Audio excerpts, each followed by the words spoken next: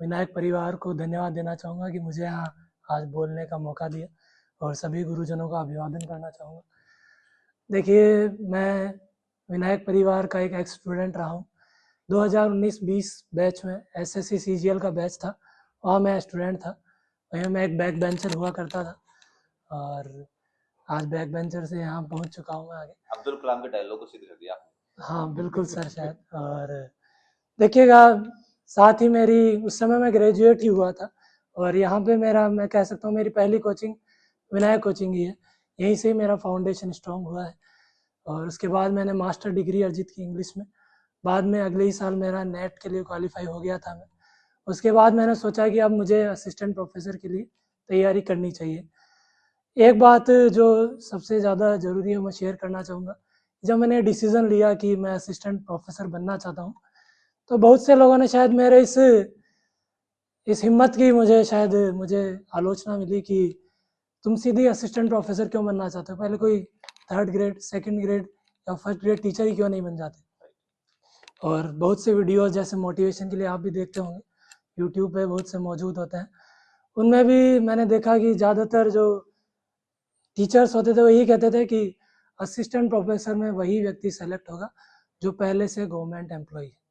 70% candidates government employees होते हैं और ये बात कुछ हद तक सही भी है, क्योंकि जब मैं इंटरव्यू देने पहुंचा तो वहाँ पे हम 24 जनों का बैच था, उनमें से 16 लोग पहले से ही किसी गवर्नमेंट जॉब में थे। अधिकतर फर्स्ट ग्रेड टीचर थे, वो सेकंड ग्रेड या थर्ड ग्रेड टीचर थे। लेकिन मैं इस चीज़ से थोड़ा बहुत भी नर्वस नहीं हुआ, क्योंकि मेरे साथ एक चीज़ थी, वो थी मेरी कम उम्र। क्योंकि मेरे सर ने, जहाँ मैं कोचिंग करता था या जहाँ जिनके मार्गदर्शन में मेरी पीएचडी चल रही थी, उन्होंने मुझे कहा था कि तुम्हारे साथ एक अच्छी फैक्टर यही है कि तुम्हारी उम्र कम है और इस बात का तुम्हें फ़ायदा मिला। और ये जो जर्नी रही है काफ़ी उतार चढ़ाव भरी रही है। और आरपीएससी असिस्टेंट प्रोफेसर जो है, ये 4 स्टेजेस में ये एग्ज़ाम या 4 फेज़ से होकर गुजरती है। जो फर्स्ट पेपर होता है वो राजस्थान जीके का होता है और as a English literature student मेरा राजस्थान जीके कभी अच्छा नहीं रहा है, मैंने कभी पढ़ा ही नहीं था। और एग्ज़ाम से 6 महीने पहले मैंने तैयारी शुरू की और सब कुछ नया था, थोड़ा मैं घबराया भी। फिर मैं लेकिन पढ़ता गया, दोबारा रिवीजन किया और पेपर मेरा ठीक ठाक हुआ था। मैं बता दूं कि राजस्थान जीके का मेरा पेपर अच्छा नहीं गया था और इस बात से मैं पहले थोड़ा सा विचलित भी हुआ कि क्या मुझे इस जर्नी में आगे बढ़ना है या फिर मैं छोड़ दूं या आगे अगली वैकेंसी की तैयारी करूं। लेकिन मेरे दोस्त ने मुझे एक मैसेज किया और उसने महाभारत में कर्ण का उदाहरण पेश करते हुए कहा कि कर्ण के जैसे मैदान में डटे रहो, हार निश्चित होने पर भी आप मैदान में डटे रहेंगे तो आप जीत सकते हैं। तो इसी से मैं इंस्पायर हुआ और मुझे पता था कि इंग्लिश के जो अगले जो 2 पेपर होने हैं वो मैं अच्छा कर सकता हूँ, तो मैं ज़रूर दौड़ में बना रहूँगा। और 6 महीने बाद में इंग्लिश का पेपर था। मैंने सब कुछ घर वालों को छोड़ दिया, मोबाइल से दूरी बना ली, सोशल मीडिया ऐप्स जो होते हैं जहाँ से आप मोटिवेशन देखते हैं वो सब मैं दूर हो गया उन सब से, सब कुछ डिलीट कर दिया और एक तपस्या कह सकते हैं, उस तपस्या में लीन हो गया। और मैं 6 महीने तक मैंने घर वालों की शायद तस्वीर भी नहीं देखी, उनसे मुलाकात भी नहीं की और भगवान की दया से मेरा पेपर अच्छा हुआ। 6 महीने बाद जब इंटरव्यू की लिस्ट जारी हुई उसमें मेरा नाम था और इंटरव्यू के लिए मैंने फिर से दोबारा रिवीजन किया, दोबारा, जैसा कि मेरे साथ एक एक्स फैक्टर था कि मेरी उम्र कम है, इस बात को लेकर मैं थोड़ा सा आशान्वित था कि मेरा इंटरव्यू अच्छा हो जाएगा।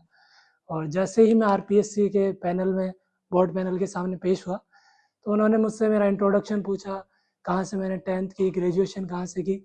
फिर तुरंत उन्होंने मुझसे पूछा कि अभी अभी वर्तमान में आप क्या कर रहे हो। तो मैंने कहा सर मैं सिर्फ अभी पीएचडी परसू कर रहा हूँ। तो उन्होंने कहा कि क्या आप किसी जॉब में नहीं हैं। मैंने बेफिक्र होकर कहा कि नहीं सर, मैं किसी जॉब में नहीं हूँ। और फिर जो वहाँ पे एक मैडम थे पैनल में, उन्होंने मुझसे पूछा कि तुम्हारी उम्र क्या है। तो मैंने कहा कि मैम मेरी उम्र 26 साल है, अभी मैं दिसंबर में 26 का बना हूँ, 26 का हुआ हूँ। तो आप जानते होंगे यार, जो पैनल होता है वो ज़्यादा एक्सप्रेशन नहीं देता है।